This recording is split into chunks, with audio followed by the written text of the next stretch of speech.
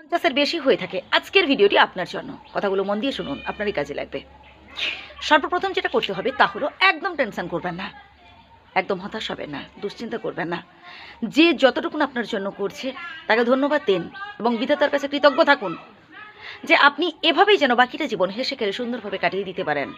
এর পরের পয়েন্টটা তো আরও গুরুত্বপূর্ণ, তা হলো নিজেকে ভীষণভাবে বিজি রাখার চেষ্টা করুন। আপনার যে কাজটা করতে ভালো লাগে আপনি সেটাই করুন। কখনো ভাববেন না যে আমার হাতে আর কাজ নেই, আমি বুড়ো হয়ে গেছি, আমার বয়স হয়ে গেছে, এই কথাটা কখনো ভাববেন না। মনে রাখবেন যে আপনি ইয়াং আছেন এখনও। মনটাকে সবসময় ইয়াং রাখার চেষ্টা করুন। বয়সে কিছু না যায় না আসে না। নানান ধরনের সমাজসেবামূলক কাজ করতে পারেন, মানুষের বিপদে পাশে থাকার চেষ্টা করুন, আপনার সামর্থ্য অনুযায়ী কিছু করার চেষ্টা করুন। সবসময় অ্যাক্টিভ রাখতে হবে নিজেকে।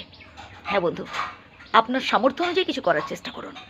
এর পরের পয়েন্টটা তো আরও গুরুত্বপূর্ণ, তা হলো অতিরিক্ত কাউকে আশা করে ফেলবেন না, বাকি অতিরিক্ত বিশ্বাস করে ফেলবেন না কাউকে।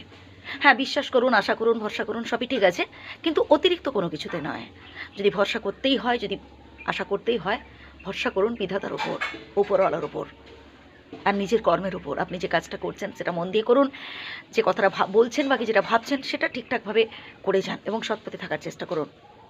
অতিরিক্ত আবেগের বশে আপনার অর্জিত যা কিছু অপরের নামে লিখে দেবেন না, তাহলে একটা সময় আপনাকেই কাঁদতে হবে। যে মানুষটাকে বেশি বিশ্বাস করে ফেলবেন, যে মানুষটাকে আবেগের বশে মনের সমস্ত কথা বলে দেবেন, দেখবেন সে না আপনার দুর্বলতার সুযোগ নিয়ে নেবে। তাই বি কেয়ারফুল।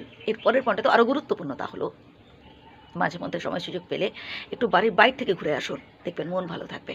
ছোটো বাচ্চাদের সাথে মেশবার চেষ্টা করুন, আপনার বয়সী বন্ধু বান্ধবদের সাথে একটু বেশি করে কথা বলুন, তাদের সমস্যাগুলো শুনুন, তাহলে বুঝতে পারবেন আপনার থেকেও অনেক কষ্টে তারা রয়েছেন। বন্ধু, আমরা না অনেক আশা করি, সব আশা আমাদের পূরণ হয় না, অনেক আশা আমাদের অপূর্ণ থেকে যায়। আর আমরা যে আশাগুলো পূরণ করতে পারি না সেটা নিয়ে হাহুতাশ করি। না বন্ধু, পাইনি তো কী হয়েছে, হয়তো একটা সময় পূরণ হবে, আর যদি নাও হয় তার কী আছে, যতটুকুন পেয়েছি সেটাই অনেক। এইভাবে নিজেকে বোঝাতে হবে, নিজেকে মোটিভেট করতে হবে। অতীতকে আপনাকে কষ্ট দিয়েছে, কি আপনাকে ঠকিয়েছে, বা হয়তো কারোর জন্য আপনি একটা সময় অনেক করেছেন, বাট আজ আপনি তার থেকে যতটুকুন পাচ্ছেন খুবই সামান্য, বাট এতেই আপনাকে সন্তুষ্ট থাকতে হবে।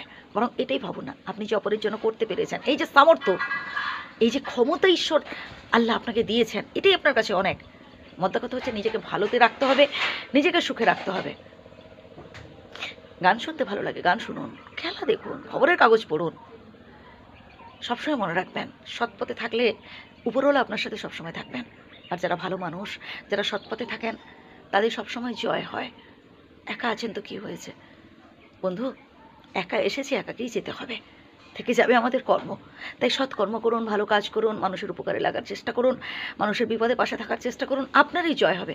একটা সময় দেখবেন আপনিই জিতবেন। তাই আর কোনো হতাশা নয়, আর কোনো টেনশন নয়, বিন্দাস থাকুন।